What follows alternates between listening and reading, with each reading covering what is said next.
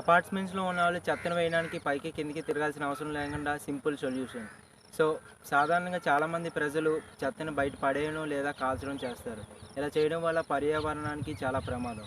ఈ చెత్తని బయట పడేయడం వల్ల నేల మరియు నీరనేది కలుషితమైపోతుంది.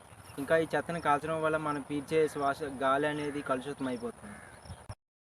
కిచెన్ నుంచి వచ్చే వేస్టేజ్ మిగిలిపోయిన వంకాయలు కానీ, పళ్ళు కానీ కవర్స్‌తో పాటు కలిపి డస్ట్‌బిన్‌లో ఏసి పారేయడం వల్ల ఇవి ఇతర జంతువులు తినేసి, అంతేకాకుండా ముఖ్యంగా ఆవులు తినేసి చనిపోతున్నాయి. అంతేకాకుండా మిగిలిపోయిన మాంసం, దుమ్ములనేవి కవర్స్‌తో పాటు కలిపి లేదా కవర్ ఉన్న డస్ట్‌బిన్స్‌తో పాటు కలిపి బయట పడేయడం వల్ల ఈ ఈ కుక్కలనేవి తినేసి ఈ జబ్బులొచ్చి అరక్క చనిపోతున్నాయి.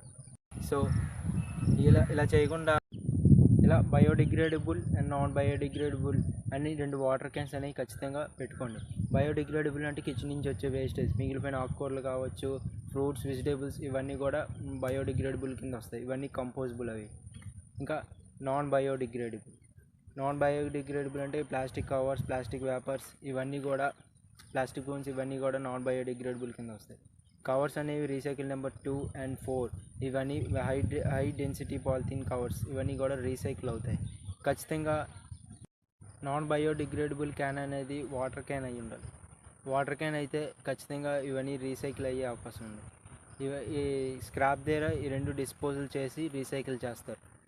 సో ప్లీజ్ ఎవరు కూడా చెత్తని బయట పడేయద్దు. ఈ నాన్ బయోడిగ్రేడబుల్ క్యాన్ అనేది కవర్స్తో నిండడానికి 5 months వరకు పడుతుంది. సో ఈ బయోడిగ్రేడబుల్ క్యాన్ అంటే కిచెన్ నుంచి వచ్చే వేస్టేజ్ అంతా ఫుల్ అవ్వడానికి 1 month పడుతుంది. ఇలా మీ ఇంట్లో కూడా తప్పక ట్రై చేయండి. ఇంకా వీడియో నచ్చితే తప్పక లైక్ అండ్ సబ్స్క్రైబ్ చేసుకోవడం మర్చిపోకండి. ఇంకా ఇలా చెత్తను బయట పడేయడం, కాల్చడం చేస్తూ ఉంటే మీ ఫ్రెండ్స్ అండ్ ఫ్యామిలీస్కి తప్పక షేర్ చేయండి. Save hour nature.